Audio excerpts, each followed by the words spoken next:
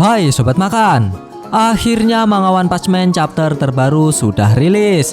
Sebelum ke video yang lebih lanjut, bantu Mimin dengan like dan subscribe-nya ya. Dan jangan lupa loncengnya juga.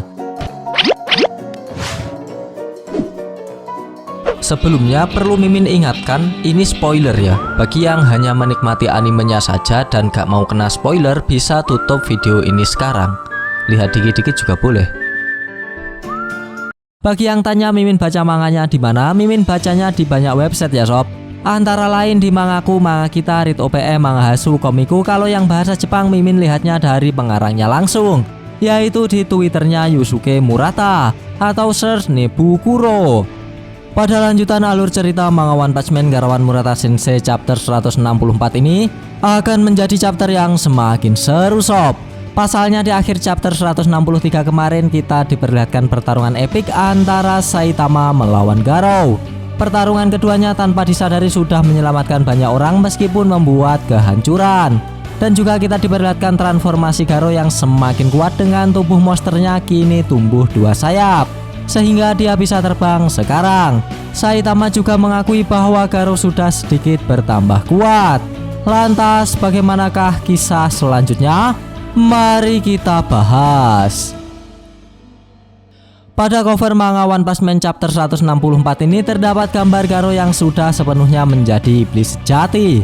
Kemungkinan ini adalah perubahan final dari Garou. Cover kali ini diiringi tulisan seni bela diri pamungkas dan juga bagaimana menjadi manusia. Judul manga kali ini adalah Tinju Keji yang berbalik melawan dewa. Di awal scene kita diperlihatkan kepanikan tim penyelamat yang sedang menaiki boot dikarenakan Tareo yang menghilang. Si Meg dengan ekspresi serius berkata, "Kita harus menemukan Tareo. Siapapun yang masih bisa bergerak, ikuti aku." Nah, di sini terlihat Skinger mengacungkan tangannya, yang menandakan ia siap membantu meskipun kondisinya saat ini tangannya tak seperti semula. Sedangkan Snake fokus pada pekerjaannya yaitu mendayung boot agar cepat sampai ke pantai. Namun tiba-tiba Waganma berteriak histeris melihat sosok yang mengambang di atas air. Semua yang ada di sana belum mengetahui jika sosok yang mengambang tersebut adalah Pikat.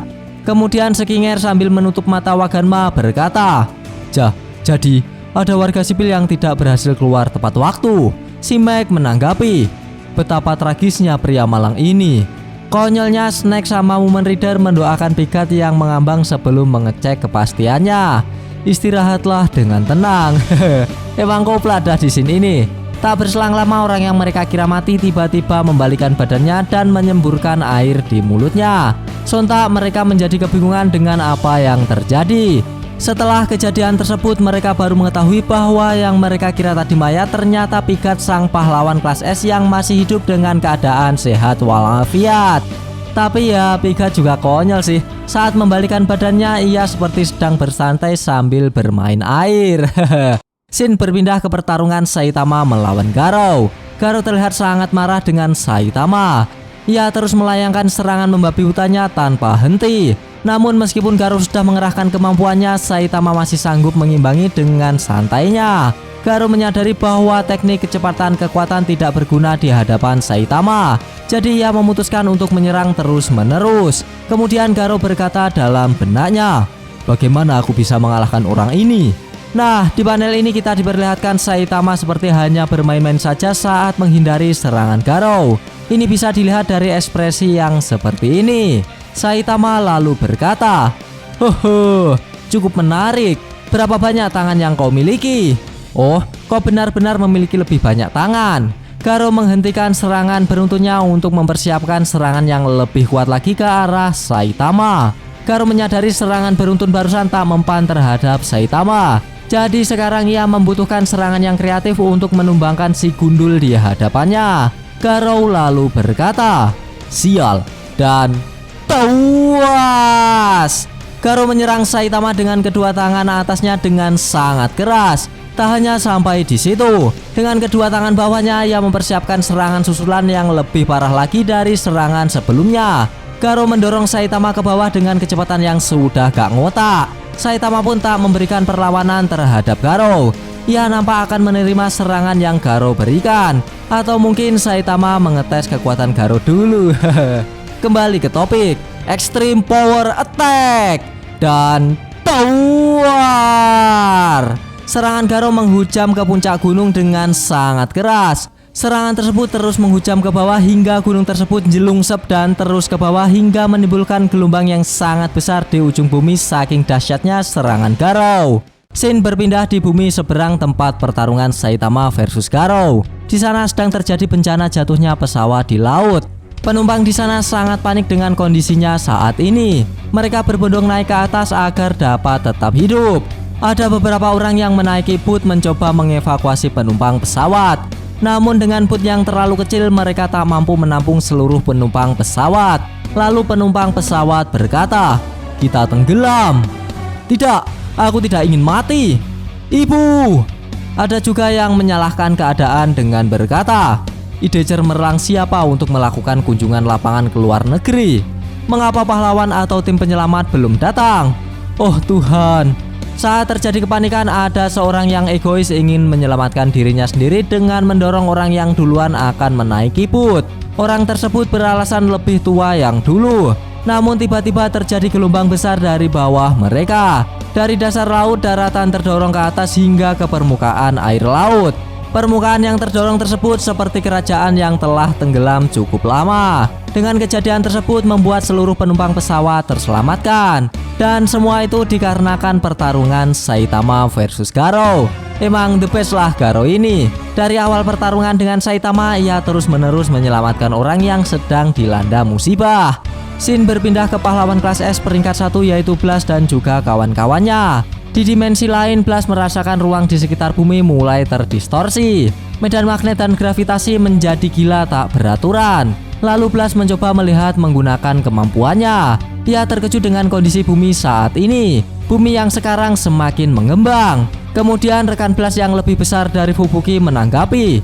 Sepertinya beberapa lempeng samudra yang telah menyusup ke bumi melalui gerakan kerak didorong kembali oleh kekuatan yang kuat. Kemudian rekan lain berwujud seperti Boros, kemungkinan ia adalah alien satu ras dengan Boros juga menanggapi. Oh, siapa yang bisa melakukannya? Kemudian rekan Blast anggap saja dari suku Ming juga menanggapi. Aku tak dapat membayangkan penduduk bumi manapun dapat mengatur hal tersebut. Itu mungkin hanya pergeseran tektonik yang tidak wajar bagaimanapun juga. Tiba-tiba Blast berteriak, "Bajingan itu akan merobos segel dimensi. Kita harus cepat dan memperbaiki." Mungkin yang dimaksud Blast bajingan di sini adalah God ya sob. Scene berpindah ke pertarungan Saitama versus Garo kembali. Diperlihatkan Garo belum berhenti menghujamkan Saitama ke bawah bumi. Lama-kelamaan semakin dalam dan semakin dalam. Namun Saitama tak tinggal diam saja sekarang. Ia mulai menatap Garo dan kemudian memberikan serangan balik dengan pukulan beruntun biasanya. Sehingga sekarang keadaannya menjadi berbalik, tajinya menghujam ke bawah, sekarang beranjak ke atas. Saitama terus melayangkan pukulannya tanpa henti. Hingga akhirnya mereka berdua keluar dari dalam bumi. Menyadari kekuatan Saitama, Garo bergumam. Bahkan dengan tinju keduanya, aku tak bisa mengikutinya. Sekarang tubuh Garo mulai mengalami kerusakan oleh serangan Saitama. Garo melanjutkan. Untuk menghancurkan tinju keji yang telah berbalik melawan dewa, pasti orang ini. Nah, pada panel ini kita diperlihatkan ada yang seperti merasa terpanggil dengan ucapan Garo barusan. Kemungkinan itu adalah God yang mencoba menerobos dimensi yang dibicarakan Blast. Dia berkata, "Kupikir dia sedang membicarakanku." Kembali ke pertarungan. Tiba-tiba Tawas! Saitama memukul Garo dengan sangat keras. Hal ini menyebabkan Garo terpental sangat jauh hingga menembus gundukan batu gunung yang menghalangi lintasannya. Tak hanya di situ saja sob. Setelah menembus beberapa gundukan batu, ia tak kunjung berhenti. Malahan ia terus melesat hingga ke lautan. Setelah sangat jauh, ia kemudian berhenti sendirinya dengan kondisi terkapar di air. Garo di sini terlihat sangat kelelahan. Tak berselang lama, Saitama menyusul ke lokasi Garo terkapar. Garo pun nampak bingung melihat Saitama sudah berada di depannya. Saitama lalu berkata, "Kau sudah puas?" Garo di sini terlihat sudah putus asa karena ia telah mengerahkan semuanya untuk mengalahkan Saitama. Namun hal itu sia-sia. Saitama tetap berdiri kokoh dan dapat membuat dirinya seperti ini. Kemudian Garo mulai bangkit kembali dan berkata dalam benaknya, "Tidak berguna, aku kehabisan ide.